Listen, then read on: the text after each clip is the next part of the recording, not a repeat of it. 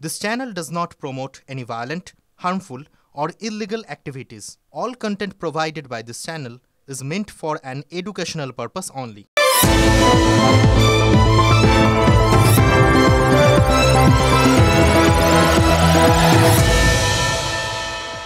দুটো দৃশ্যকল্পও বলতে পারেন। প্রথম যে ছবিটা দেখলেন সেটা 1972-এর জানুয়ারি মাসের ছবি, আর দ্বিতীয়টা আপনারা জানেন আজকের ছবি। ইনফ্যাক্ট এই দুটো ছবি দেখানোর পর না আলাদা করে আর কিছু বলার খুব একটা দরকার পড়ে না, জানেন তো। কারণ মাঝে মাঝে এক একটা দৃশ্য, একটা ছবি হাজার হাজার শব্দ বলে দেয়। এই একটা ছবি যথেষ্ট এই পুরো জিনিসটা বলে দেওয়ার জন্য। একটা গল্প, একটা বৃত্ত সম্পূর্ণ হলো কি। বঙ্গবন্ধুর মূর্তি ভাঙার এই একটা ছবি কিন্তু বুঝিয়ে দিল, জানেন তো, বাংলাদেশ তার মুক্তিযুদ্ধের ইতিহাস বিস্তৃত হয়েছে। বাংলাদেশ মুক্তিযুদ্ধের ইতিহাস মুছে দিয়েছে আজকে এই 2024-এর 5ই আগস্ট। 71-এর 16ই ডিসেম্বর সেদিন বাংলাদেশ স্বাধীন হয়েছিল। আর তারপর ঢাকা স্টেডিয়ামে জাতির উদ্দেশ্যে ভাষণ দিয়েছিলেন মুজিবুর রহমান। সেই ভাষণের ছবিটাই তো আপনারা শুরুতে দেখলেন। ঢাকা স্টেডিয়ামে 72-এর শীতের সকালে কি বলেছিলেন শেখ মুজিব? বলেছিলেন তো, বাংলাদেশের এমন কোনো ঘর নেই যে ঘর শেখ মুজিবকে ভালোবাসে না। এই ভালোবাসার নমুনা। দেশকে স্বাধীনতা এনে দেওয়া মানুষটা কেন প্রিয় থেকে অপ্রিয় হয়ে গেলেন? কেন বঙ্গবন্ধুকে কেউ কেউ হঠাৎ বঙ্গ শত্রু বলে ভাবতে শুরু করলেন বাংলাদেশে? আচ্ছা, এভাবেও ভুলে যাওয়া যায়? দেখুন, 1971-এ স্বাধীন হওয়ার পর প্রথম 3.5 বছর বাংলাদেশের ক্ষমতায় ছিল মুজিবের আওয়ামী লীগ। 1975-এর 15ই আগস্ট ঢাকায় ঘাতকদের হাতে প্রাণ হারান শেখ মুজিবুর রহমানের 2 মেয়ে, শেখ হাসিনা আর শেখ রেহানা। এই দুজন শুধু বেঁচে ছিলেন, বাকি সবাই, গোটা পরিবারটাকে খুন করে ফেলা হয়েছিল। আর তারপর টানা 21 বছর বাংলাদেশের বিরোধী দল ছিল আওয়ামী লীগ, ক্ষমতা ছিল না। 1996 থেকে 2001 আর তারপর 2008 থেকে 2024 এই সময়কালটা অবশ্য পুরোটাই আওয়ামী লীগের সময়, তাদের শাসন এবং শেখ হাসিনার শাসন। মাঝের সময়টায় ভোটে কারচুপি, বিরোধী নেতাদের বিরুদ্ধে মিথ্যে মামলা দিয়ে জেলে পোড়ার মতো অনেক অভিযোগ উঠেছে, কিন্তু কোনোটাতেই শেখ হাসিনার সরকারকে এতটা কোণঠাসা হতে হয়নি, যেটা এই 2024-এর কোটানকোট সংরক্ষণ বা কোটা বিরোধী আন্দোলনের জন্য হলো। আর আজ তো সম্পূর্ণ শেষ। আজ সকাল 8টায় শেখ হাসিনাকে ফোন করেন বাংলাদেশের সেনাপ্রধান, আর তখনই নাকি বাংলাদেশের প্রধানমন্ত্রীকে পদত্যাগের জন্য একেবারে সময় বেঁধে দিয়েছিলেন জেনারেল ওয়াকারুজ্জামান। তারপর সকাল 10টায় হাসিনার পদত্যাগ। আমি পরপর আপনাদের টাইমগুলো বলে যাচ্ছি, বুঝতে পারবেন যে একটা গোটা সময়টাকে অল্প কিছু সময়ের মধ্যে কীভাবে বদলে দেওয়া যায়। দীর্ঘদিন ধরে গড়ে ওঠা একটা বিশ্বাস, দীর্ঘদিন ধরে গড়ে ওঠা একটা আবেগ, সেটা কীভাবে এক মুহূর্তে ধুয়ে মুছে সাফ হয়ে যেতে পারে। এটা কিন্তু একটা বড় শিক্ষা, জানেন তো। ওই সকাল 10টায় পদত্যাগের পর দুপুর 2:30 নাগাদ হাসিনাকে বাংলাদেশ ছাড়তে হয়। এইসব ঘটনাগুলো ঘটল কি শুধুমাত্র ছাত্রদের ওই সংরক্ষণ বিরোধী আন্দোলনের জন্য, নাকি এর পেছনে আরও অনেক কারণ লুকিয়ে রয়েছে? সামনে বিদ্রোহ, সামনে বিপ্লব, সামনে আন্দোলন, তার পেছনে তো কিছু থাকে যার জন্য এত বড় একটা ঘটনা ঘটে যেতে পারে।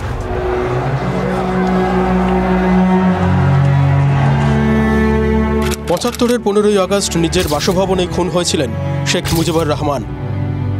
অর্ধশতক পর আবারও 1 আগস্ট মুজিব কন্যার বাসভবনের দখল নিল একদল জনতা। উল্লাস আর উন্মত্ততায় ফের একবার বিস্তৃত হলো বাংলাদেশের পরিচিত সেই শব্দটা, অভ্যুত্থান।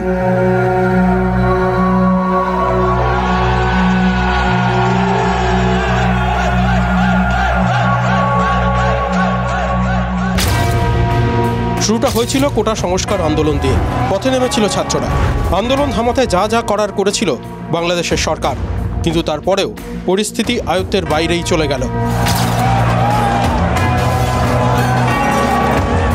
ছাত্র আন্দোলনের চাপেই কোটা সংস্কারের পথে হাঁটে সে দেশের শীর্ষ আদালত, কিন্তু তারপরেও কেন আন্দোলন থামল না?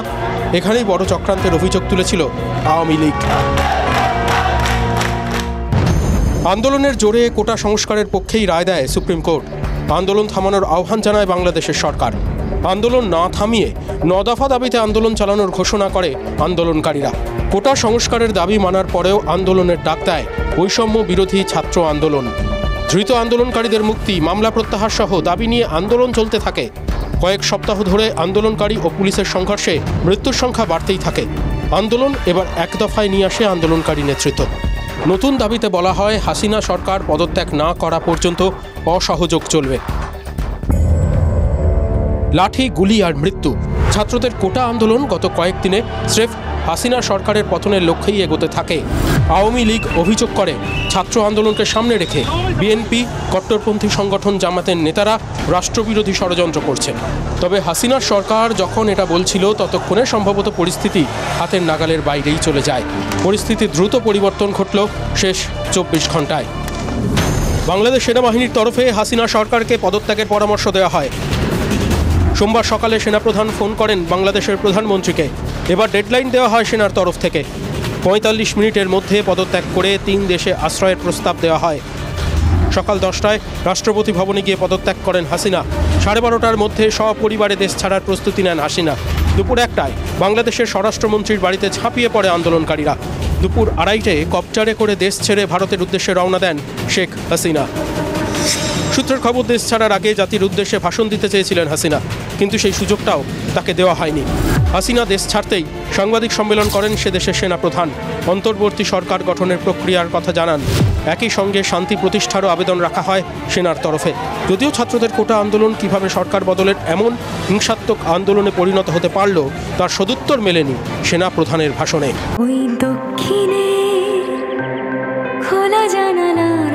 গাঙ্গুলি গ্রুপ আপনার পছন্দ বোঝে।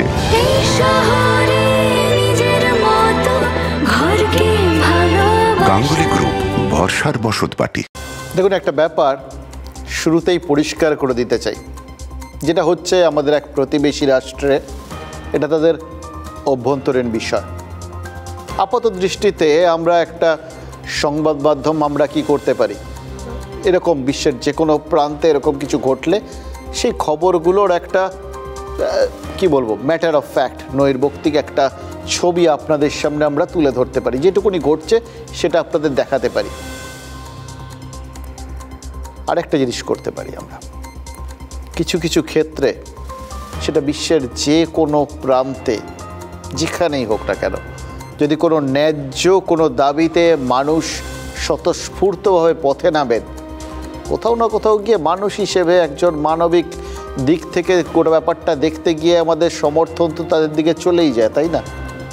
আমরা কোথাও গিয়ে মানসিকভাবে তাদের সাথে সংযুক্ত হয়ে যাই। কিন্তু যদি সেই জায়গাটায় কোথাও গিয়ে আমাদের মনে হয় যে আগুনটা লেগেছে, সেই আগুনটার আঁচ আমার দেশের গায়ে লাগছে, সেই আগুনটার আঁচ আমার দেশের মনে লাগছে, তাহলে তো আমাদের তখন মুখ খুলতেই হয়। দেখুন, বাংলাদেশে যা হচ্ছে সেটা অনভিপ্রেত। বারবার বলছি, কোনো জায়গায়, বিশ্বের যে কোনো জায়গায় তাজা রক্ত ঝরবে, এটা কাম্য নয়, আমরা চাই না। এটা আমাদের ভারতীয় সংস্কৃতিতে নেই। যদি ভারতীয় সংস্কৃতিতে থাকতো তাহলে আমাদের ভারতের ইতিহাসটা অন্যরকম হতো, তাই না? তাহলে বাংলাদেশে ওই হানাদারদের সরিয়ে দেওয়ার পর বাংলাদেশের মানুষের হাতে শেখ মুজিবুর রহমানের বক্তব্যগুলো শুনলেন তো, সেই মুক্তিযোদ্ধাদের হাতে দেশটাকে তুলে দিয়ে ভারতীয় সেনা সরে আসতো না। সুযোগ পাওয়ার পর পাকিস্তানের ভেতরে ভারতীয় সেনা ঢুকে পড়তো, ফিরে আসতো না। এগুলো ভারতের সংস্কৃতি। আমরা হানাদার নই, আমরা দখলকারী নই, কিন্তু আমরা দুর্বলও নই।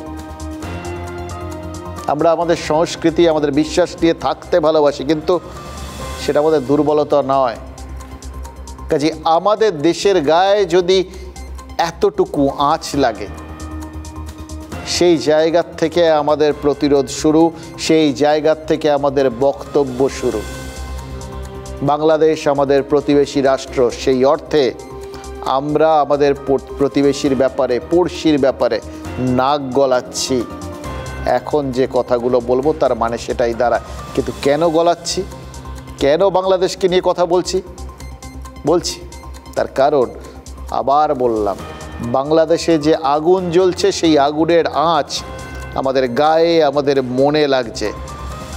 দেখুন, যখন লক্ষ্যের থেকে উপলক্ষ্যটা বড় হয়ে ওঠে না, যখন আস্তে আস্তে কিছু স্বার্থান্বেষী শক্তি কোথাও গিয়ে মাথাচাড়া দিচ্ছে বলে সন্দেহ হয়, যখন মনে হয় যে একটা স্বতঃস্ফূর্ত আন্দোলনের আঁচে কিছু দুষ্কৃতী, কিছু ষড়যন্ত্রকারী বা কিছু লোক যারা অন্যের খারাপ চায়, তারা হাতটা সেঁকে নেওয়ার চেষ্টা করছে, তখন কিন্তু আমরা প্রতিবাদ করার প্রয়োজনীয়তা অনুভব করি। এই মুহূর্তে কিন্তু সেই প্রয়োজনীয়তাটা অনুভব করছি, আগেও করেছিলাম, আপনাদের সামনে বলেছিলাম তার একটাই মাত্র কারণ ছিল, কারণ এই বাংলাদেশের এই আন্দোলনটায় আমাদের দেশের অসংখ্য মানুষ কিন্তু সহমর্মিতা দেখিয়েছিলেন। দেখবেন প্রচুর মানুষ সোশ্যাল মিডিয়ায় শেয়ার করেছেন ওখানকার ঘটনাগুলো, তারা ভেতরে আন্দোলিত হয়েছেন, হওয়ারই কথা। কোনো একটা আন্দোলনে যদি দেখা যায় এক তরুণ সামনে দাঁড়িয়ে বুক পেতে দিচ্ছে এবং সেই পেতে দেওয়া বুকে বুলেট ফুঁড়ে যাচ্ছে, আমরা তো কোথাও গিয়ে নড়ে যেতে বাধ্য। আমরা সেটা করেছিলাম, কিন্তু সেই আন্দোলনটা একটা দেশের সম্পূর্ণরূপে অভ্যন্তরীণ একটা বিষয়, তার সাথে আমাদের দেশটাকে জড়িয়ে দেওয়ার চেষ্টা কেন গোটা বিষয়টা নিরন্তর কিছু লোক চেষ্টা চালিয়ে গেছিলেন গোটা বিষয়টাকে আমাদের দেশের দিকে ঘুরিয়ে দেওয়ার জন্য, এইটা আমরা বুঝতে পারিনি, এটার প্রতিবাদ করেছি আমরা। আজকেও কিন্তু আস্তে আস্তে যা দেখেছি সেটার তিনটে দিক আছে। একটা, একজন রাজনীতির ছাত্র, বিশ্বের ইতিহাসের ছাত্র, সাংবাদিকতার ছাত্র হিসেবে আমাদের দায়িত্ব সেটার একটা দিনলিপি লিখে যাওয়া, আপনাদের সামনে তুলে ধরা, সেটা আমরা করব। সেটা তো যেটা ঘটছে সেটা আপনাদের জানাচ্ছি। দ্বিতীয় জায়গা, সেটার থেকে কোথাও গিয়ে কোন জায়গাটায় আমাদের স্বার্থে আঘাত লাগছে, আমরা রাজনৈতিক, অর্থনৈতিক, কূটনৈতিক এই সমস্ত দিক দিয়ে কোথায় একটু চাপের পড়ে যেতে পারি বা আমাদের স্বার্থ বিঘ্নিত হতে পারে, সেই জায়গাগুলো বুঝে নেওয়া, সেটাও আমাদের দায়িত্ব। আমাদের দায়িত্ব নিজেদের সংগঠিত করা, কারণ মানুষ তো আমরা।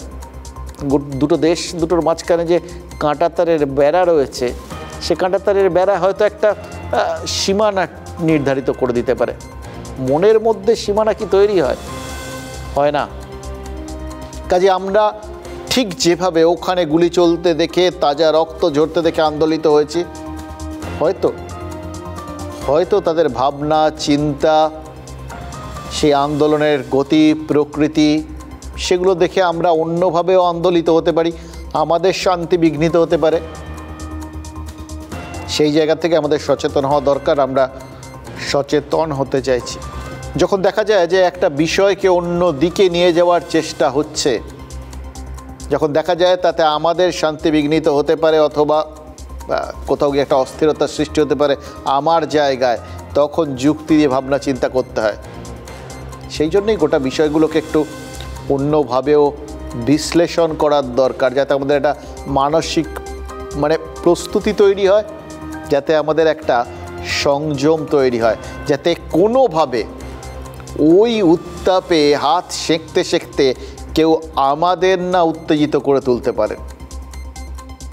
ভাবছি জানেন তো, এতদিন যাকে জাতির পিতা বলে মাথায় তুলে রাখলো বাংলাদেশের মানুষ, সে মুজিবুর রহমানের মুক্তি এইভাবে হলো। মুক্তি ছাড়া কি বলবো?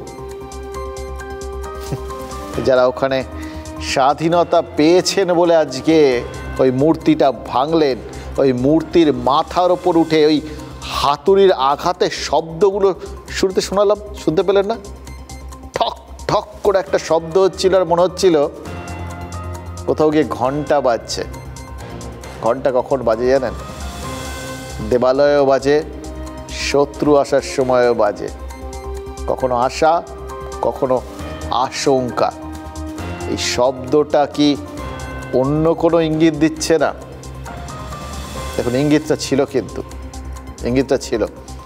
ওই বললাম প্রথমে, এই ভারত বাদে আমরা একটা জিনিস দেখেছিলাম, যে জিনিসটার সমাপতন হলো আজকে, যে উপমহাদেশের বাকি সবকটা দেশেই কিন্তু সেনার ক্ষমতা হাতে তুলে নেওয়ার একটা প্রবণতা আছে, আপনারা জানেন সেটা। আপাতত তারই সর্বশেষ উদাহরণ কিন্তু হয়ে উঠল বাংলাদেশ। সেখানে বিভিন্ন সোশ্যাল মিডিয়ায় কিন্তু এখন অলরেডি মানুষজন প্রাথমিক কী হয়, প্রাথমিক যখন একটা উচ্ছ্বাস, উন্মাদনা, এই বিষয়গুলো কোথাও গিয়ে থিততে শুরু করে, তখন কিন্তু আস্তে আস্তে তখন লোকজন বুঝতে পারে কি হচ্ছে, কি হতে পারে। এই বিভিন্ন রকম আশা, আশঙ্কা, এগুলো তখন মনের মধ্যে দানা বাঁধতে শুরু করে। এই যে ট্রানজিশনটা, এই যে একটা মনের মধ্যে ভাব পরিবর্তনটা, এটার ছাপ কিন্তু এই বাংলাদেশ থেকে ইতিমধ্যেই, মানে এই কয়েক ঘন্টার মধ্যেই যে বিভিন্ন সোশ্যাল মিডিয়া পোস্টগুলো হচ্ছে না, তার মধ্যে দেখতে পাচ্ছি। অনেক মানুষ বুঝতে পারছেন এটা কি হলো। কোটা বিরোধী আন্দোলন, খুব ভালো কথা। সেই কোটা বিরোধী আন্দোলনের দায় দায়িত্ব, বা ঠিক আছে তারপরে সেটা যেভাবে দমন পীড়ন চলেছে, বা এতদিন ধরে শাসন কেন্দ্রিক যদি কোনো ক্ষোভ থেকে থাকে, সেগুলোর জন্য তো শেখ হাসিনার সরকারের বিরুদ্ধে ক্ষোভ উগরে দিতে পারে মানুষ। নর্মালি আমরা গণতন্ত্রে জানি সেগুলো ভোটের ক্ষেত্রে হয়, এক্ষেত্রে হয় রাস্তায় নেমে হয়েছে। কিন্তু তার সাথে মুক্তিযুদ্ধের তো কোনো কন্ট্রাডিকশন নেই। তাহলে মুজিবুর রহমানের মূর্তিতে কারা হাত দিল? তাহলে কি যারা এই কাণ্ডটা ঘটিয়েছে তারা বাংলাদেশের ভালো চায় না, স্বাধীনতা চায় না? এই জায়গাটা, এবং তার সঙ্গে সঙ্গে এই যে এই ভাবগুলো, এগুলো কিন্তু সব সোশ্যাল মিডিয়ায় বেরোচ্ছে এখন আস্তে আস্তে। এবং তার সঙ্গে সঙ্গে আরেকটা জিনিস হয়েছে জানেন তো, এই যে সেনা তারা দায়িত্ব নিয়েছে, তারা অন্তর্বর্তীকালীন একটা সরকার গড়ে দেবে বলছে, সর্বদলীয় বৈঠক তারা ডেকেছে। সেই ক্ষেত্রে একটা খুব সুন্দর চমৎকার একটা সোশ্যাল মিডিয়া পোস্ট চোখে পড়ল। একজন লিখেছেন, ভেবে দেখুন তো, শিয়ালের হাত থেকে আপনার ছাগলকে বাঁচিয়ে বাঘের সামনে ফেলে দিলেন না তো? ভাবার বিষয়, ভাবনার রসদ আছে গোটা বিষয়টার মধ্যে। গতকাল ঢাকার রাস্তায় সেনাবাহিনীর ট্যাঙ্কের ওপরে উঠে পড়েছিলেন আন্দোলনকারীরা। সেনাবাহিনী কিন্তু তখন চুপ করেছিল। এই মৌনতার মধ্যে দিয়ে কি বাংলাদেশি সেনা ওই আন্দোলনে সম্মতি জানাচ্ছিল, যার শেষ রেশ আজকে পুরো জিনিসটা নিজেদের কন্ট্রোলে নেওয়ার মধ্যে? দ্বিতীয়ত, যে আন্দোলনটা বাংলাদেশের ছাত্ররা শুরু করেছিলেন, সেই আন্দোলনে বিচ্ছিন্নতাকামী শক্তির প্রভাব বেশ কিছুদিন ধরে লক্ষ্য করা যাচ্ছিল, এবং বোঝা যাচ্ছিল একদল অত্যন্ত সুনির্দিষ্টভাবে গোটা আন্দোলনের অভিমুখটা ভারত বিরোধী একটা আন্দোলনের মধ্যে ঘুরিয়ে দিতে চাইছে। কোটা আন্দোলনের মাঝপথেই বাংলাদেশে একটা পোস্টার ভাইরাল হয়। সেই পোস্টারে লেখা ছিল, ছাত্ররা যদি রাজাকার, দেশটাকার, ইন্ডিয়ার। আজও আরও চারপাশে সোশ্যাল মিডিয়ায় বিভিন্ন যে ভিডিও টিডিও ঘুরে বেড়াচ্ছে, তার মধ্যে কিছু কিছু জায়গায় কিন্তু ভারত বিরোধী স্লোগান দেখেছি আমরা। আর তখনই প্রশ্ন করেছিলাম, একটা ছাত্র আন্দোলনের সঙ্গে অনাবশ্যকভাবে ভারতকে জুড়ে দেওয়ার উদ্যোগ কেন? কারাই উদ্যোগ নিল? আজ শেখ হাসিনার পদত্যাগের পর বাংলাদেশে যখন সে দেশের সেনাবাহিনী পুরো শাসনভারটা নিল, তখন মনে হচ্ছে সবার আগে এই উত্তরটা খোঁজা দরকার। সংরক্ষণ বিরোধিতার মোড়কে যে আন্দোলন শুরু হলো, সেই আন্দোলনে কি আসলে ভারত বিরোধিতার ধুয়োটা তুলে বাংলাদেশের সরকার পতনের একটা প্রেক্ষাপট তৈরি করা হলো? এবং তার সঙ্গে সেই সরকার পতনের থেকে বঙ্গবন্ধুর মুক্তি ভাঙার প্রতিযোগিতা, এই দুটো একসঙ্গে কেন জুড়ে গেল?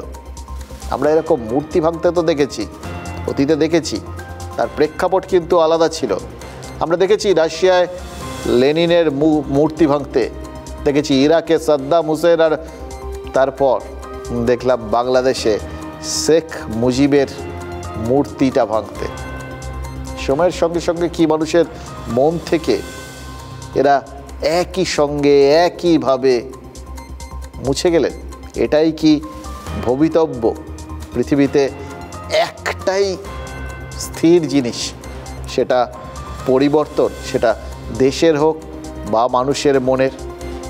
হতে পারে হয়তো the opposition BNP or is the Jamaat-e-Islami, which is the radical pro-Pakistan Islamist grouping that is very active on the streets. They have joined the protests and they have actually brought in that violence into the protests. You cannot rule out the involvement of foreign powers who are inimical to Bangladesh's interests and frankly to our security interests also.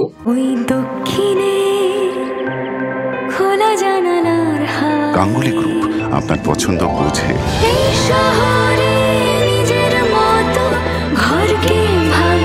Ganguly group, ভরসার বসতবাটি। দেখুন, সোজা সাপটাভাবে কয়েকটা জিনিস বুঝে নেওয়া দরকার, এটাই আলোচনা করি আমরা। এটা খুব গুরুগম্ভীর বিষয়, সারাদিন ধরে অনেক উত্তেজনার মধ্যে আপনারা সবাই ছিলেন। এবার ঠান্ডা মাথায় কতগুলো জিনিস একটু আমরা আলোচনা করি আমাদের প্রেক্ষাপট থেকে।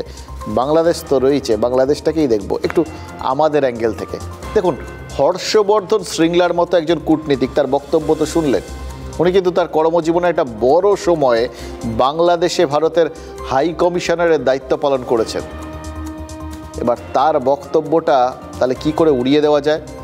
শেখ হাসিনার মহানিষ্ক্রমণের সঙ্গে সঙ্গে বাংলাদেশের যে তত্ত্বাবধায়ক সরকার তৈরি হবে বলে সে দেশের সেনাবাহিনী আশ্বাস দিচ্ছে, সেই সরকারে আওয়ামী লীগের কোনো প্রতিনিধি থাকবেন কি থাকবেন না, বা বিএনপি বা জামাতের প্রতিনিধিরা থাকলে কতজন করে থাকবেন, সেটা কোন দিকে সেই সরকারটা যাবে, কি চিন্তাভাবনা করবে, সেটা বলার সময় কিন্তু এখনও আসেনি। কিন্তু এখন পর্যন্ত যা খবর, আওয়ামী লীগকে কিন্তু ওই সর্বদলীয় বৈঠকে ডাকা হয়নি। আর আরও একটা জিনিস আছে জানেন তো, এই মুহূর্তে যে প্রশ্নগুলো না করলেই নয়, বাংলাদেশের এই সংকটের মুহূর্তটা যারা তৈরি করলেন তারা কি শুধুমাত্র আওয়ামী লীগ বা শেখ হাসিনাকে বার্তা দিলেন, নাকি এর পেছনে পরোক্ষে আমাদের দেশের জন্য কোনো বার্তা রয়েছে? আমার এখনই কিন্তু মনে হচ্ছে এই যে আন্দোলনটাকে, সেই যে ছাত্র আন্দোলন যেটাকে বলা হচ্ছে আর কি, সেই আন্দোলনটা কি শুধুই ছাত্রদের আন্দোলন? এই প্রশ্নগুলোর উত্তর খুঁজতে গেলে কিছু কথা আজকে বলতেই হবে, যে কথাগুলো না বললেই নয়।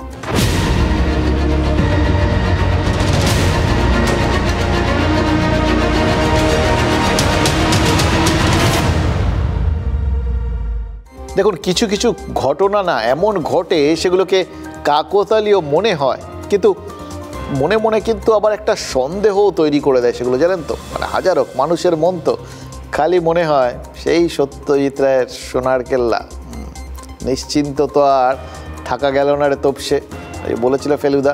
সত্যি সত্যি আমাদেরও মনে হয় মাঝে মধ্যে নিশ্চিন্ত আর থাকা গেল না। এই ধরুন, শেখ মুজিবুর রহমানকে হত্যা করার দিনটা ছিল 15ই আগস্ট। আমি আপনাদের সামনে কিছু দিন তারিখ তুলে ধরছি যেগুলোর মধ্যে একটুখানি তাৎপর্য আছে। আবার বলছি, সেগুলো কাকতালীয় কিনা জানি না, কিন্তু ঘটনাচক্রে মিলে যাচ্ছে, আমি কি করব। দেখুন, শেখ মুজিবুর রহমানকে হত্যা করার দিনটা 15ই আগস্ট, সেদিন ভারতের স্বাধীনতা দিবস ছিল। আবার আজ 5ই আগস্ট বাংলাদেশে শেখ হাসিনা সরকারের পতন ঘটল। আজকের দিনটাও কিন্তু আমাদের দেশের ইতিহাসে গুরুত্বপূর্ণ, খুব দুটো কারণে গুরুত্বপূর্ণ। কারণ এই 5ই আগস্টেই রাম মন্দিরের ভূমি পুজো হয়েছিল, আর 2, এই একই দিনে 370 ধারা বিলোপ হয়েছিল। এটা যোগাযোগটা কাকতালীয় কিনা জানি না, কিন্তু ভারতের ইতিহাসে গুরুত্বপূর্ণ দিনগুলোয় বাংলাদেশে যদি কিছু ঘটে, তাহলে এইগুলোর পেছনে কোনো যোগাযোগ আছে কিনা, কোনো বার্তা দেওয়ার দিনক্ষণ মেনে বার্তা দেওয়ার কোনো উদ্দেশ্য আছে কিনা, কিছু পুরনো জ্বালা রয়েছে কিনা, এই প্রশ্নটা তো মনের মধ্যে খচখচ করবেই, তাই না? দেখুন, ফরাসি বিপ্লব থেকে বলশেভিক, তার থেকে ইরানের ইসলামিক বিপ্লব, পৃথিবীর কোনো গণ অভ্যুত্থান এখন পর্যন্ত বিদেশি মদত ছাড়া হয়নি। চীন থেকে সফর অসমাপ্ত রেখে দেশে ফিরলেন হাসিনা, ফিরেই জানালেন যে তিস্তায় জল প্রকল্পের বরাত তিনি ভারতকে দিতে চান, আর তারপরেই আগুন জ্বলে উঠল। দেখুন, আমাদের দেশ বাংলাদেশের মুক্তিযুদ্ধে সহায়তা করেছে, মুক্তিযুদ্ধে পাকিস্তানের সেনাকে হারিয়েছে ভারত, স্বাধীন দেশ উপহার পেয়েছেন ওপার বাংলার বাঙালিরা। ভারত কিন্তু যুদ্ধে জিতে বাংলাদেশের দখল নেয়নি, বরং জেনেভা কনভেনশন অক্ষরে অক্ষরে মেনেছে। ভারতীয় সেনা পাকিস্তানকে আত্মসমর্পণ করিয়েছে। আত্মসমর্পণকারী 93,000 পাক সেনা তাদের নিরাপদে ভারতে নিয়ে এসছে, সসম্মানে ক্যাম্পে রেখেছে, তারপর সিমলা চুক্তির পর পাকিস্তানের মানুষকে পাকিস্তানে ফেরত পাঠিয়ে দিয়েছে।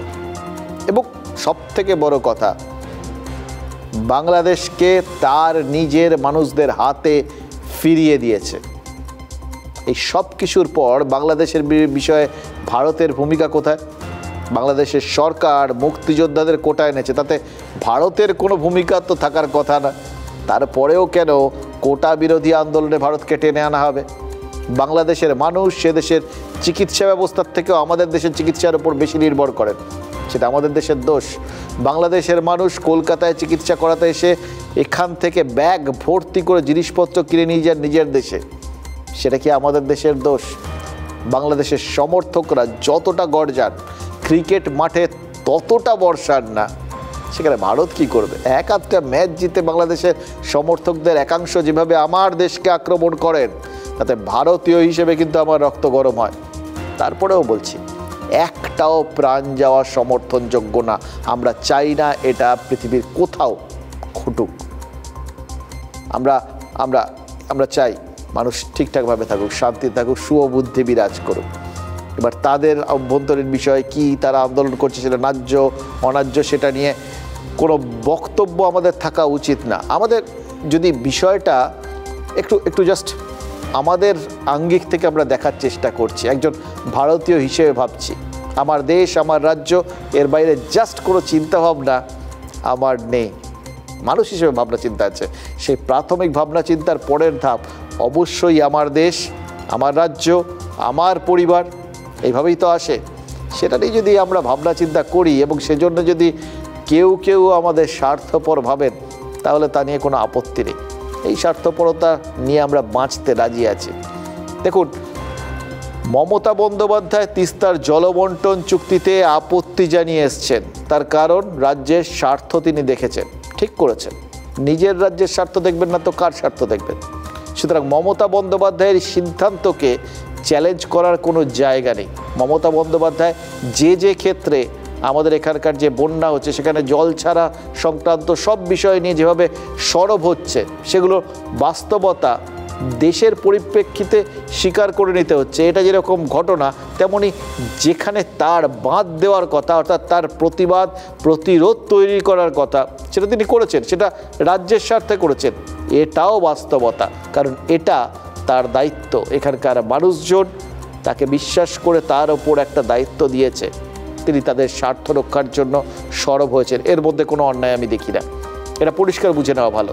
দেখুন, রোম্যান্টিসিজম এক জিনিস, বাস্তবিক পরিস্থিতি আরেক জিনিস, এটা মেনে নিতে হবে। যারা এই বিপ্লব করেন সোশ্যাল মিডিয়ায়, তারা প্রয়োজনের সময় রাস্তায় দাঁড়িয়ে কিছু অন্যায় ঘটতে দেখলেও প্রতিবাদ করতে কিন্তু তাদের নামতে দেখি না।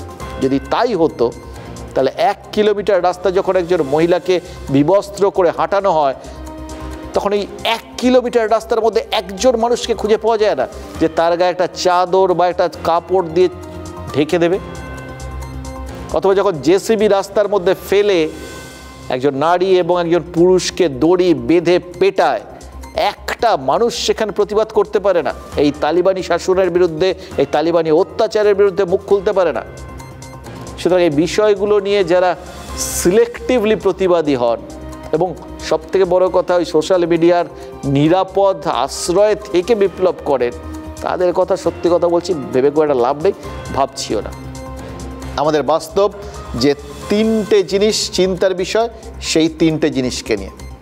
এক, যেভাবে বাংলাদেশে এই একটা পরিস্থিতি, উদ্বেগজনক পরিস্থিতি তৈরি হয়েছে, আগ্নেয় পরিস্থিতি তৈরি হয়েছে, সেটা খুব দুশ্চিন্তার বিষয়।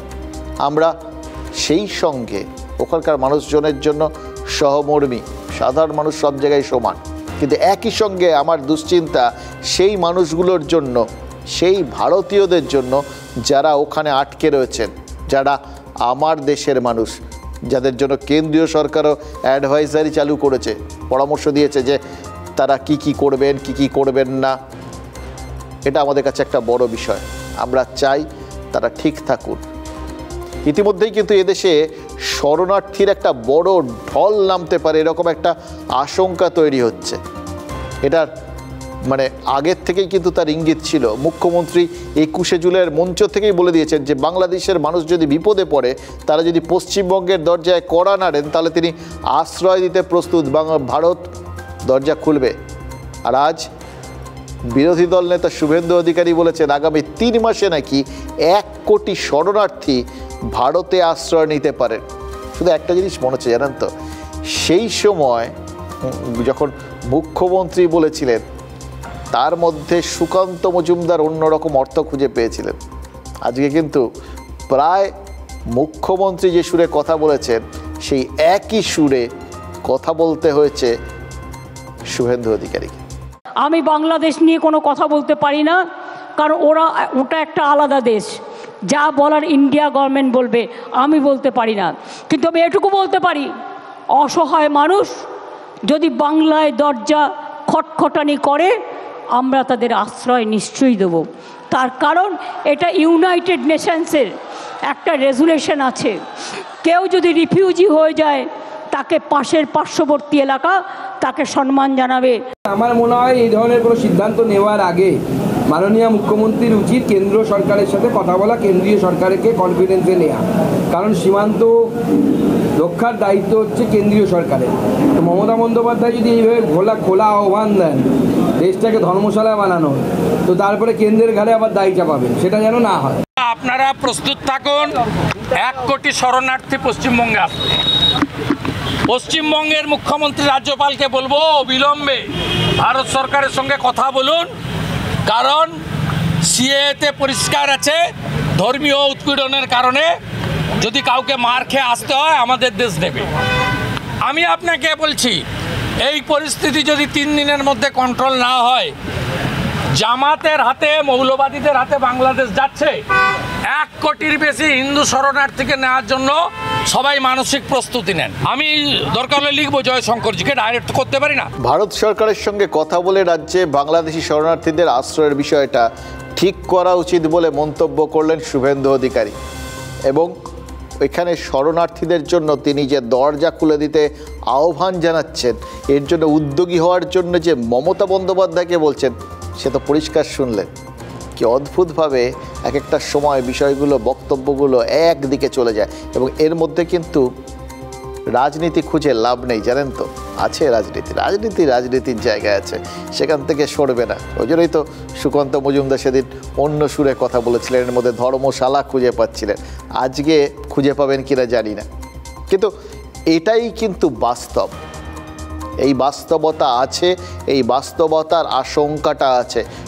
সত্যি এই মুহূর্তে বাংলাদেশে যে 1,30,00,000 মতো হিন্দু রয়েছেন, কোনোভাবে যদি তাদের একটা বড় অংশ এদেশে আশ্রয় নেওয়ার কথা বলেন, কারণ সিএ রয়েছে, সিএ আইন পাশ হয়ে গেছে, সেই জায়গাটার থেকে তারা যদি এ রাজ্যে আসার কথা ভাবেন, এদেশে আসার কথা ভাবেন, সেটা কিন্তু এদেশের অর্থনীতি, এ রাজ্যের অর্থনীতির উপর একটা বড় প্রভাব ফেলবে।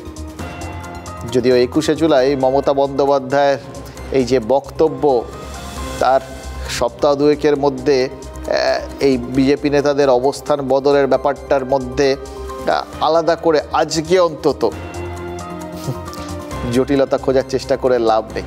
বরঞ্চ ধরে নিন এরা প্রত্যেকে যে এক সুরে কথা বলছেন, তার কারণ ওই আমি বলছিলাম কিছু কিছু জিনিস আমাদের রাজ্যের, আমাদের দেশের দৃষ্টিভঙ্গির থেকে বিশ্লেষণ করা উচিত। এটা তার মধ্যে 1 নম্বরে, এটা আশঙ্কার জায়গা। এবার দ্বিতীয় পয়েন্টে আসি। বাংলাদেশে যা ঘটছে, সেই ধরনের ঘটনা ঘটার ফল কি? আপনারা লোকোমোটিভ ট্রেন দেখেছেন? লোকোমোটিভ ট্রেনের সামনে পেছনে দুটো ইঞ্জিন থাকে। প্রথমে মনে হয় সামনের ইঞ্জিনটাই ট্রেনকে টানছে, কিন্তু যখন পেছন দিকে যায় তখন পেছনের ইঞ্জিনটাই কিন্তু সামনে হয়ে যায়, সেটাই তখন সামনের ইঞ্জিন। এবারে এই ইঞ্জিনটাও তো ট্রেনটাকে টেনেই নিয়ে যায়, চালিয়ে নিয়ে যায়। বাংলাদেশের আন্দোলনটায় সামনে হয়তো ছাত্ররা ছিলেন, পেছন পেছন এমন কোনো লোক ভিড় করেনি তো যারা ওয়েট করছেন কখন গোটা বিষয়টাকে পেছন দিকে তারা টানতে শুরু করবেন? ওরকম কোনো ইঞ্জিন নেই তো। শেখ হাসিনা বলেছিলেন যে বাংলাদেশকে অশান্ত করার পেছনে পাকিস্তানের ইন্ধন রয়েছে। থাকতেই পারে আইএসআইয়ের হাত, তারা তো ভারতের ক্ষতি করার জন্য, ভারতের সঙ্গে যাদেরই সখ্য রয়েছে তাদেরই ক্ষতি করার জন্য মুখিয়ে বসে রয়েছে। ভারত বিরোধী শক্তির হাত যে বিষয়টার মধ্যে রয়েছে, ভারত বিরোধী মানসিকতার লোকজন যে কাজ করছে, সেই সন্দেহটা আরও দানা বাঁধবে। ওই বললাম, যখন সোশ্যাল মিডিয়ায় দেখবেন যে গোটা বিষয়টার মধ্যে থেকে বা ওইখানেও যে বিভিন্ন স্লোগান উঠেছে তার মধ্যে কারণে অকারণে ভারতকে টেনে আনার মধ্যে। এবার ভারতের কিন্তু যেখানে কোথাও বারবার বলছি, যদি কোনো যোগাযোগ নেই এরকম একটা বিষয়ে ভারতকে দেখে দেওয়ার চেষ্টা হয়, একজন ভারতীয় হিসেবে সেটার প্রতিবাদ করার অধিকার আমার আছে বলে আমি মনে করি এবং সেটা আমার কর্তব্য বলে মনে করি। বাংলাদেশের সাথে লাগাতার বন্ধুত্ব করার পরেও সে দেশে যে ভারত বৈরিতা মাথাচাড়া দিচ্ছে, এটা কাম্য না। এবার তার মানে ওই যদি পেছনে যারা রয়েছে তারা কোনোভাবে নিয়ন্ত্রণ পায়, তারা তো প্রতি মুহূর্তে ভারতকে অশান্ত করার চেষ্টা করে যাবে। আমাদের এমনিতেই আমাদের বিভিন্ন প্রতিবেশী সম্পর্কে যত কম বলা যায় ততই তো ভালো, তাই না?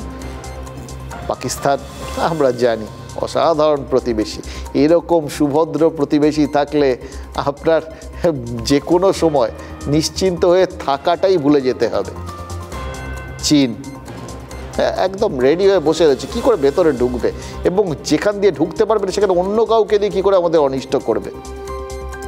ফলে কোথাও গিয়ে একটা ফ্রন্ট খোলার মতো, নতুন একটা ফ্রন্ট খুলে যাওয়ার মতো, ওখানে বন্ধু সরকার থাকলে যাদের সাথে আমাদের সম্পর্ক রয়েছে, যাদের সাথে আমাদের বোঝাপড়া রয়েছে, এরা থাকলে আমরা অন্তত সেই জায়গাটা সম্পর্কে খানিকটা নিশ্চিন্ত থাকতে পারবো।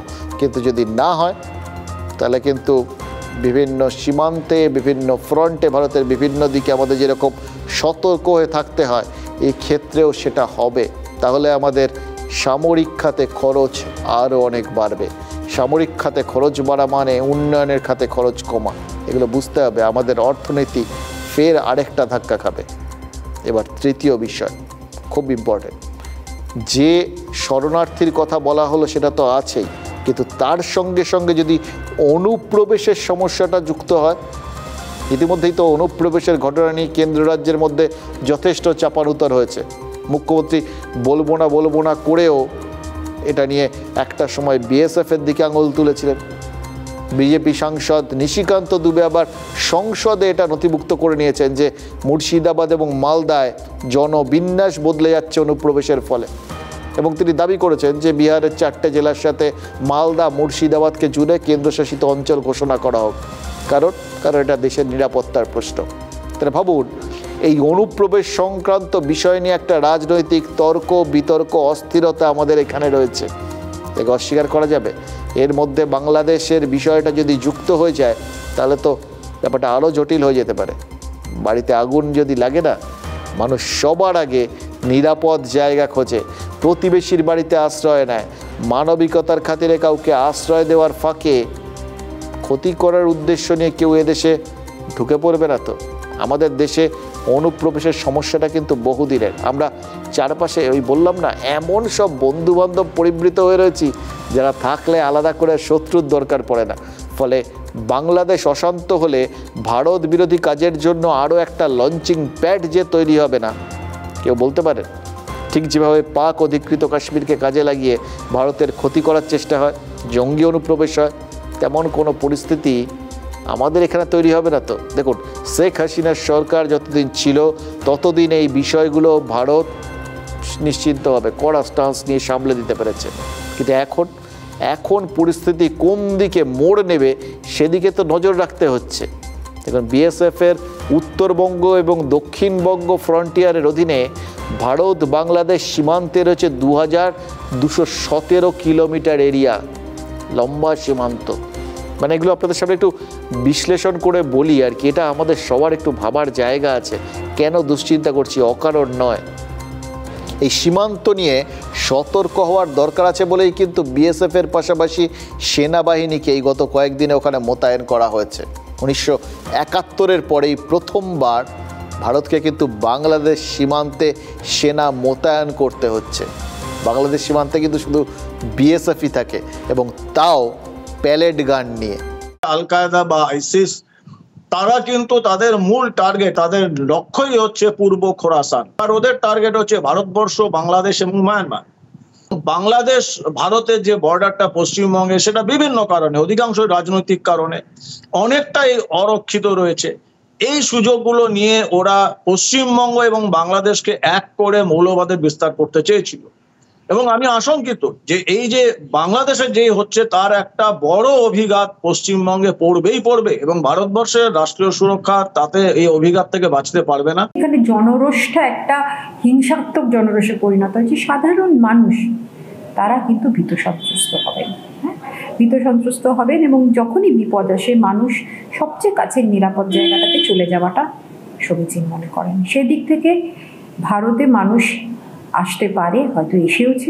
হাত জোর করে সমস্ত সম্প্রদায়ের মানুষের কাছে শান্ত থাকুন, সুস্থ থাকুন, কেউ কোনো সাম্প্রদায়িকতামূলক আচরণ করবেন না এবং আইন হাতে তুলে নেবেন না। আর আমি সমস্ত পলিটিক্যাল পার্টি লিডারদের অনুরোধ করছি, এবং বিশেষ করে সমস্ত জগতের সবাইকে, দয়া করে এমন কিছু পোস্ট করবেন না যাতে কোনো সাম্প্রদায়িক সম্প্রীতি এখানে নষ্ট হয়। এটা দেশের ওপর ছেড়ে দিন, দেশে আমাদের সরকার আছে, তাদের উপর ছেড়ে দিন। আপনারা নিজেরা এমন কোনো কমেন্ট করবেন না যাতে কোনো হিংসা বা প্রতিরোধ সৃষ্টি হতে পারে। মুখ্যমন্ত্রীর এই বক্তব্যটা ভালো করে শুনুন, বোঝার চেষ্টা করুন। মুখ্যমন্ত্রীকে আজকের দিনে এখানকার মানুষজনকে সচেতন হওয়ার জন্য বলতে হচ্ছে, বিভিন্ন রাজনৈতিক দলকে সচেতন হয়ে মুখ খোলার কথা বলতে হচ্ছে। তার কারণ তিনি আশঙ্কা করছেন পরিস্থিতিটা এমনই স্পর্শকাতর জায়গায় যাচ্ছে যেখানে কিন্তু সামান্যতম কোনো ভুল বক্তব্য এ রাজ্যের, এ দেশের শান্তি শৃঙ্খলা সমস্ত কিছুকে বিঘ্নিত করে দিতে পারে। তিনি এখানকার দায়িত্বে রয়েছে, তার নিজের কাজ তিনি করে যাচ্ছেন, তিনি বুঝতে পারছেন সতর্ক হওয়ার দরকার আছে। আমরাও সেই জন্য মুখ খুলছি, জানেন, তার কারণ এই সবাইকে পরিস্থিতিটা বুঝে নেওয়াটা খুব জরুরি। দেখুন, সচরাচর কি হয়, যখন এই ধরনের কোনো ঘটনা ঘটে না, তখন এই যে একটা প্রাথমিক উচ্ছ্বাস, জয়ের উচ্ছ্বাস, তখন যাদের টার্গেট করে নেওয়া হয়, মনে হয় যে এরা আমার প্রতিপক্ষ, সেই সুযোগে এই উচ্ছ্বাসটা একটা সময় তাদের ওপর গিয়ে আছড়ে পড়ে। তাদের শোধ নেওয়ার জন্য কম মানুষ মারা যায়নি, কিন্তু গত কয়েকদিন ধরে তাজা রক্তের বহু মানুষ মারা গেছে, স্টুডেন্টরা মারা গেছে। মায়ের কোল খালি হওয়ার থেকে খারাপ জিনিস আর কিছু হয় না, এবং একজন ছাত্র মৃত্যুর যে প্রতিক্রিয়া সেটা কিন্তু ভয়ঙ্কর। বহু মানুষের মধ্যে এই ক্ষোভ বিক্ষোভগুলো জমে আছে, সেগুলো কিন্তু এখন বিরোধীদের ওপর আছড়ে পড়ার কথা। এবং যখন এই আছড়ে পড়ে, ওই বললাম পেছনে লুকিয়ে বসে থাকে বেশ কিছু দুষ্কৃতী, যারা এই আঁচে হাত সেঁকতে সেঁকতে নিজেদের গরম করে রাখে, এবং এই সুযোগে তারা নিজেদের স্বার্থ চরিতার্থ করে নেয়। তাদের নিজের যে টার্গেট আছে, নিজের যে শত্রু, যাদের বিরুদ্ধে তাদের মূল লক্ষ্য, ওরা তাদের ওপর ঝাঁপিয়ে পড়ে। নাম হয় ওই আন্দোলনকারীদের। আন্দোলনের নামে বহু অন্যায় ঘটনা ঘটার সম্ভাবনা থাকে, অত্যাচারের, মানে এটা রিভার্স একটা অত্যাচার আর কি। যদি আগেরটা কোথাও গিয়ে অন্যায় ধরি, কোথাও গিয়ে একটা ধরে নিচে ক্ষোভের সৃষ্টি করেছে, তাহলে তার প্রতিক্রিয়া একটা তৈরি হয়, সেটাও কিন্তু ভালো নয়, এটাও মাথায় রাখতে হবে। মানে কিছু মানুষ আবার উল্টোভাবে আক্রান্ত হতে পারে। সেই আক্রান্ত মানুষগুলো তারা কোন ধর্মের জানি না, কিন্তু এ রাজ্যে তাদের ঢল নামতে পারে, এ দেশে তাদের ঢল নামতে পারে। সেইটা কিন্তু খুব জটিল একটা পরিস্থিতি তৈরি করে দেবে, এবং ওই জন্যেই বারবার এই সাম্প্রদায়িক সম্প্রীতির বিষয়ে মুখ্যমন্ত্রী সবাইকে সতর্ক করছেন, সচেতন করছেন। সত্যিই তো আমাদের এই জায়গাটায় সতর্ক সচেতন থাকাটাই খুব জরুরি। অন্য জায়গায় যা হচ্ছে তার জন্য সহমর্মী হতে পারি, কিন্তু তার জন্য আমাদের এখানকার পরিস্থিতি খারাপ করার কোনো অধিকার কিন্তু আমাদের নেই। এই মুহূর্তে যা শোনা যাচ্ছে দেখুন যে নোবেলজয়ী অর্থনীতিবিদ মোহাম্মদ ইউনুসের নাম নাকি বাংলাদেশের সম্ভাব্য প্রধানমন্ত্রীর তালিকায় রয়েছে। দুর্নীতির দায়ে এই ইউনুসকেই কিন্তু জেলে পুরেছিল হাসিনা প্রশাসন। এবার মোহাম্মদ ইউনুস প্রধানমন্ত্রী হলে বাংলাদেশের রাশ কার হাতে যেতে পারে এ নিয়েও তো চিন্তা ভাবনা করতে হবে। তাদের রাশ কি আমেরিকার হাতে যাবে? কারণ ইউনুস আমেরিকার বিশেষ প্রিয় ব্যক্তি, সেদিক থেকে আমেরিকা যদি বাংলাদেশের পরোক্ষ নিয়ন্ত্রক হয় তাহলে কি মন্দের ভালো? এই অঙ্কগুলো কিন্তু এখন কষতে হচ্ছে। আমার ধারণা এদেশের যারা দায়িত্বে রয়েছেন তাদের প্রত্যেককেই অঙ্কটা কষতে হচ্ছে। এটার মধ্যে বিষয়টা ওই আমেরিকার মধ্যে ভালো খোঁজার বিষয়টা কীরকম জানেন তো, ওই সুখের চেয়ে স্বস্তি ভালো না, ওই রকম ব্যাপার আর কি। সে যাই হোক, বাংলাদেশের পরিস্থিতি কি হয় তার মানে তার উপর নির্ভর করবে। ভারত কিন্তু এই জন্য কোনো প্রতিক্রিয়া দিচ্ছে না, চুপচাপ ওয়েট করছে, পুরো বিষয়টা দেখছে, তারপর পরিস্থিতি বুঝে ভারত তার প্রতিক্রিয়া জানাবে। কিন্তু একটা জায়গায় তো বিষয়টা খুব পরিষ্কার, মৌলবাদী শক্তির সাথে কূটনীতি চলে না। কাজে কোনোভাবে যদি কোনো মৌলবাদী শক্তি কোথাও গিয়ে বাংলাদেশের পুরো রাষ্ট্রটা হাতে নিয়ে নেয়, ভারতকে কিন্তু তখন ওই ট্র্যাক 2 কূটনীতি চালাতে হবে, যেরকম আফগানিস্তানের সঙ্গে চলছে। এই পরিস্থিতিতে সবচেয়ে গুরুত্বপূর্ণ হয়ে উঠছে কোন জায়গাটা জানেন? চট্টগ্রাম বন্দর। অত্যন্ত গুরুত্বপূর্ণ সামরিক লোকেশনে রয়েছে চট্টগ্রাম। ব্রিটিশ শাসনের আগে এই চট্টগ্রাম থেকেই শুরু হতো উত্তরাপথ বা জিটি রোড, যেখানে ওই দক্ষিণ পূর্ব এশিয়ার জাহাজ খালি হতো, তারপর যাবতীয় পণ্য উত্তরাপথ বা জিটি রোড ধরে কাবুল পেরিয়ে মধ্য এশিয়ায় যেত, সেখান থেকে ইউরোপ। ফিরতি পণ্যও ওই পথেই আসতো। মুক্তিযুদ্ধের সময় এই চট্টগ্রামকেই কিন্তু প্রথম স্বাধীন ঘোষণা করেছিলেন জেনারেল, এবং ঢাকার পতন তারপরে হয়েছিল। চট্টগ্রামকে চীন চায়, তার তেলের রুটের পাহারা দেওয়ার জন্য চায়, আর ভারতের উত্তর পূর্বাঞ্চলে নজর রাখার জন্য চায়। এই চট্টগ্রাম কিন্তু বাংলাদেশের সাথে একফালি জমি দিয়ে জাস্ট জোড়া, ভারতের ত্রিপুরা আর মিজোরামের সঙ্গে জড়িয়ে, আরাকানের ফাঁড়ি পেরোলেই মায়ানমার। এবার এই পরিস্থিতিটা মানে কীরকমভাবে জটিল এবং একটার সাথে একটা জুড়ে আছে বুঝতে পারছেন? এগুলো তো ভাবতে হবে। এই এতগুলো আন্তর্জাতিক বিষয় এখন আমাদের দেশকে মাথায় রাখতে হচ্ছে। বললাম তো, আমাদের আশেপাশে এমন সব পড়শি রয়েছে না, যারা থাকলে আলাদা করে শত্রুর দরকার পড়ে না। বাংলাদেশের সাধারণ জনতার ভিড়ে আমাদের সেই পড়শিরা কোথাও গিয়ে ঢুকে পড়ে যে মগজ ধোলাই শুরু করছেন না, তার কোনো গ্যারান্টি আছে কি? মাত্র 12 দিন আগেও আত্মবিশ্বাস ঝরে পড়ছিল গলায়। শেখ হাসিনা পালিয়ে গেছে, শেখ হাসিনা নাই, শেখ হাসিনা চলে গেছে, শেখ হাসিনা পালায় না। এই আত্মবিশ্বাসী হাসিনাই শেষমেশ দেশ ছেড়েছেন। প্রথমে হেলিকপ্টারে চেপে ঢাকার বায়ুসেনা ঘাঁটি, তারপর বাংলাদেশ বায়ুসেনার বিমানে সোজা ভারতে। দিল্লির কাছে হিন্ডন বায়ুসেনা ঘাঁটিতে প্রধানমন্ত্রী বাসভবন, গণভবন দখল বাংলাদেশের সংসদ, ঠিক যেন 2022-এর জুলাইয়ে শ্রীলঙ্কা। জাতীয় পতাকা হাতে আন্দোলনকারী ছাত্রদের মিছিল।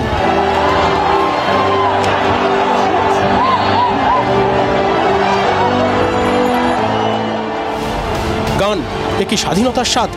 ঠিক এই শব্দটাই ফেসবুকে লিখেছেন বাংলাদেশের শিল্পী সলমান মোহাম্মদ মুক্তাদির। স্বাধীন বাংলাদেশিদের গলায় উচ্ছ্বাসের সুর। ভারত বাংলাদেশ ফুলবাড়ি সীমান্তেও উচ্ছ্বাস ধরা পড়ছে। মানুষ চাইলে সবকিছুই সম্ভব। আন্দোলনকারীদের কাছে ভালো হয়েছে, আমাদের কাছে তো মনে করেন গেছে তো মোটামুটি ভালো হয়েছে, দেশ শান্ত হয়ে যাবে। কলকাতায় মির্জা গালিব স্ট্রিট, সেখানে উচ্ছ্বাস। আমাদের বিজয় মিছিলের মূল কারণ আমাদের এই স্বৈরাচার শেখ হাসিনা কিছুক্ষণ আগে ছাত্র সমাজের দাবির মুখে পদত্যাগ করে সে পালিয়ে গেছে। এই স্বৈরাচার খুনি হাসিনা তারা যেই দেশে জুলুম, অত্যাচার, নির্যাতন করছে, হাজার হাজার শিক্ষার্থীদের অন্যায়ভাবে নিহত করছে, এই হাসিনা গুলি করে আমাদের ছাত্র সমাজকে প্রতিহত করতে চেয়েছে, কিন্তু ছাত্র সমাজ গুলিকে ভয় পায় না। ছাত্র আন্দোলনে শাসকের পতন, হক ছিনিয়ে নেওয়ার উচ্ছ্বাস ছাত্রদের। শুধুই কি ছাত্রদের? আগামী দিনে হকের পাওনা সত্যি দেবে তো নতুন শাসক?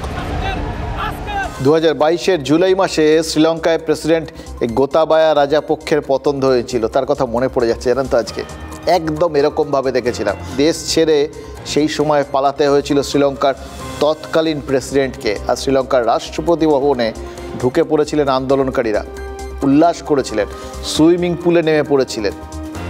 হ্যাঁ, একটা ছবি আমরা দেখিনি, ফলে বলতে পারবো না সেটা হয়েছিল কিনা। সেখানকার ওই রাষ্ট্রপতি ভবনটাকে তারা লুটপাট করেছিলেন কিনা সেই খবর আমরা জানি না, দেখায়নি কেউ, ফলে বলতে পারবো না। কিন্তু আজ বাংলাদেশের সরকার উল্টোতেই প্রথমে প্রধানমন্ত্রীর বাসভবনে ঢুকে পড়েন আন্দোলনকারীরা, আর তারপর যেভাবে জিনিসপত্র নিয়ে তাদের মধ্যে কাড়াকাড়ি চলছিল দেখে সন্দেহ হচ্ছিল এরা আন্দোলনকারী, এরা ছাত্র হওয়ার কথা না। তো ছাত্ররা যারা মেধার দাবিতে, মেধার সম্মানের দাবিতে আন্দোলনে নেমেছিলেন, জীবন দিতে তৈরি ছিলেন, তারা তো এত ছোটোখাটো জিনিসে লোলুপতা দেখাবেন না। প্রধানমন্ত্রীর বাসভবনের ওই জিনিসপত্র যারা লুটপাট করছিলেন তাহলে তারা কারা? হাঁস মুরগি পর্যন্ত তুলে আনার ছবি দেখেছি ইন্টারনেটে।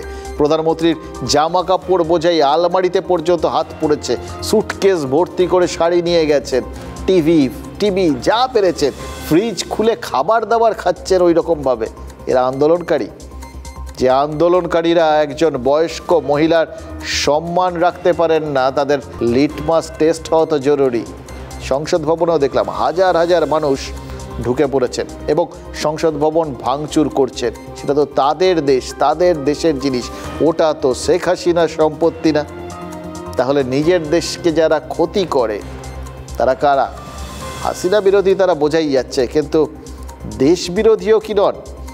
এরকমভাবে সংসদে ঢুকে না হলে ভাঙচুরটা কেন করবেন? বিএনপি নেত্রী খালেদা জিয়ার ছেলে তারেক রহমান দেশবাসীর কাছে আবেদন করেছেন যে বিজয়ের মুহূর্তটা উদযাপন করুন, কিন্তু শান্তভাবে, কেউ প্রতিহিংসা পরায়ণ হবেন না। তারা হয়তো ভেবেছেন তারা যদি ক্ষমতায় আসেন তাহলে এই ভাঙচুরের মাসুল তো তাদের সরকারকেই দিতে হবে, আর আর্থিক টানাটানি যে কী সেটা তারা জানেন। যারা জানেন তারা প্রত্যেকে জানে বাংলাদেশের অবস্থা ঠিক কেমন। পাশেই পাকিস্তান রয়েছে, তাদের কি অবস্থা হয়েছে একবার ঘাড় ঘুরিয়ে তাকালেই তো সবাই বুঝে যাবেন। এবার তার উপর আরও খরচের বোঝা বাড়ুক, এটা কেউই চাইবেন না, তারেকও চাইছেন না। এবং আন্দোলনকারীদের স্বরূপ নিয়ে প্রশ্ন তুলেছেন হাসিনা পুত্র সজীব ওয়াজেদ জয়ও। এটা অন্যান্য রাষ্ট্রে হয়েছে, দেখা গেছে ইন্দোনেশিয়াতে হয়েছে, শ্রীলঙ্কাতে হয়েছে, যেখানে জনরোষ এমন হয়েছে যে সরকারি বা মানে রাষ্ট্রপ্রধানের বাসভবনে ঢুকে গেছে। এক্স্যাক্টলি সেই ছাঁচেই এটা হচ্ছে। ঠিক আছে, শেখ হাসিনার পর আপনাদের কি হবে সেটা আমারও চিন্তার বিষয় না, আমার পরিবারের আর চিন্তার বিষয় না, আপনারা বুঝবেন। এটা আর আন্দোলন না। যখন পুলিশ হত্যা করা হচ্ছে, নিরীহ মানুষের উপর হত্যা কাণ্ড চলছে, মানুষের বাসায় আগুন দেওয়া হচ্ছে, জার্নালিস্টদেরকে হত্যা করা হচ্ছে, এটা হয়ে গেছে সন্ত্রাস।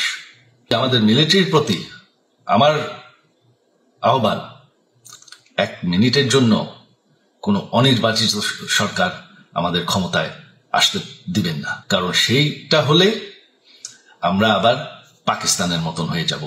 আমাদের যে 15 বছরের উন্নয়ন সব শেষ হয়ে যাবে। এখনই বলা সম্ভব নয় কি হবে শেখ হাসিনার ভবিষ্যৎ। শেখ হাসিনা ঢাকা থেকে দিল্লিতে এসছেন, কিন্তু তার তো লক্ষ্য ব্রিটেনে যাওয়া, এবং এখন পর্যন্ত যা খবর তাতে ব্রিটেনের সরকার শেখ হাসিনাকে আশ্রয় দিতে, রাজনৈতিক আশ্রয় দিতে রাজি হয়নি। তাহলে কি হবে তার ভবিষ্যৎ? হিন্ডন বায়ুসেনা ঘাঁটিতে বাংলাদেশের সদ্য প্রাক্তন প্রধানমন্ত্রীর সঙ্গে ঘণ্টাখানেক বৈঠক হয়েছে জাতীয় নিরাপত্তা উপদেষ্টা অজিত দোভালের, আর তারপর দোভাল গিয়েছিলেন প্রধানমন্ত্রী নরেন্দ্র মোদীর বাসভবনে। সেখানে প্রধানমন্ত্রী ছাড়াও ছিলেন প্রতিরক্ষামন্ত্রী, বিদেশমন্ত্রী, অর্থমন্ত্রী। হাসিনার ভবিষ্যৎ কি তাহলে এখন ভারতের হাতে? 1975 থেকে 1981 দিল্লির লাজপত নগরে থাকতে হয়েছিল শেখ হাসিনাকে তার স্বামী, সন্তান, বোনকে নিয়ে। ইতিহাসের পুনরাবৃত্তিতে কি আরেকবার জড়িয়ে যাবে হাসিনার সঙ্গে দিল্লি?